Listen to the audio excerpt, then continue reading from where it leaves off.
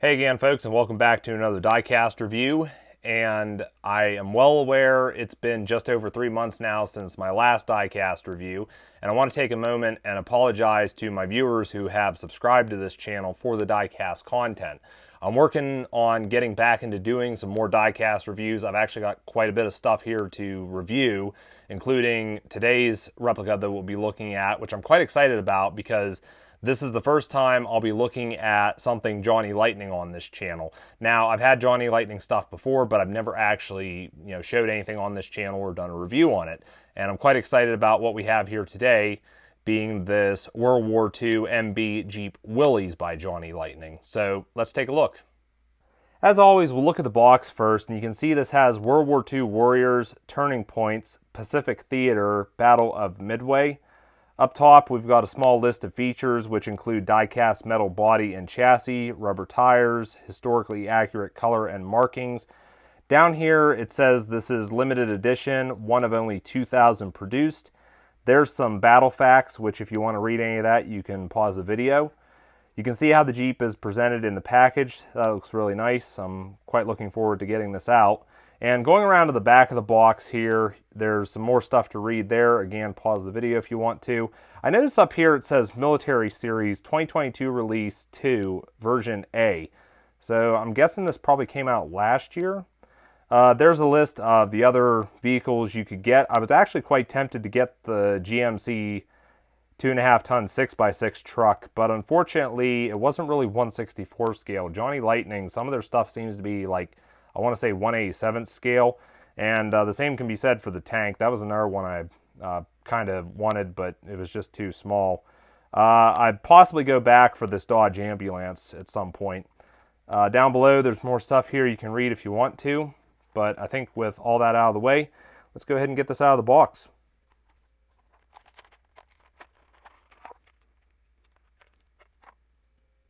Well, here's the Jeep out of the box and on the turntable, and I personally got to say that I'm really impressed with the amount of detail on this. There is a lot to look at. You can see on the side here we've got some tools, being a shovel and an axe. Really nice detail with these. Of course, you would have seen them on the real Jeep, I'm sure. Also on the back, we've got a jerry can and a spare tire, and if you look close on the bumper, you'll also see there is a ball hitch. That is a really nice detail to have on this. Going around here, you can see the interior is detailed. We've got a steering wheel, shifter handles, seats, also some detail with the instrument panel. And going around to the front, you can also see we've got a detailed grille with the headlights and such. The hood on this does open, and there is an engine in there, but it's not, no details are picked out or anything, so I don't think it's going to hurt if I don't show anyone that. Also got the canvas over the top here. I quite like the look of that. Plus, you got a little bit of glazing in the back. I'm sure the real Jeep would have had, like a flexible plastic for that, something that would hold with the canvas up top. But also like the graphics on the hood here, you can see we've got a number and a US Navy as well. The windshield doesn't fold down or anything. It's stuck in place, in case anyone was wondering. Probably would fold down, but you'd snap something in the meantime. Again, really like all the details with this. Rubber tires, like the packaging mentioned, there's rubber tires on this.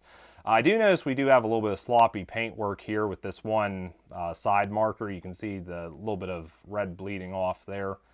But what else can I say about this? I really like it.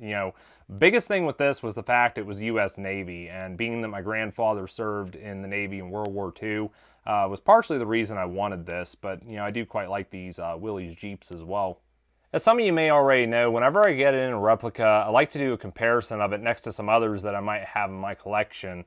And what I have here are 3 Other Willys. However, these are matchbox, so they're not over the top with detail like the Johnny Lightning. But I've got these 2 Jeeps here. One of these is a military theme. I like the green on this. And then I've also got a fire department themed one. And, again, they're not overly detailed. You can see that not a lot of stuff is painted on them. They got plastic wheels instead of rubber tires. But I think they're all right for what they are. And, I've had them for a few years, and I keep them in my collection, display them once in a while. I've also got this Willys 4x4 pickup truck, and I remember when I first came across this, I was really just I had to have it because I never actually seen one of these before, and especially considering that it was red. That's like my favorite color for trucks. Red with black fenders was always a saying that my grandfather had. But yeah, so again, these Matchbox ones, there's no comparison to these up against the Johnny Lightning, but you know, I thought just for a little bit of fun, you know, show what other Willys I have in my collection. I was kind of curious what all Johnny Lightning stuff I had in my collection, and after a little bit of searching, I actually found out I don't have that much. You can see here that I've got a couple Toyota Land Cruisers. One of them I junked for my salvage yard. Got an International Scout plus a Scout pickup truck. I believe that's a Ford Hot Rod. I'm going to say Chevy Impala. Also got a F1 Ford pickup truck, the DeLorean from Back to the Future, and the good old Mystery Machine. But yeah, I mean, I was kind of surprised. I thought I had more Johnny Lightning stuff than that. So I guess I'll give my final thoughts on this Jeep Willys, and I have to say that I believe the strongest point to this definitely has to be the detail. As I mentioned earlier, it's over the top, and just the way this is detailed is something that I really like about it.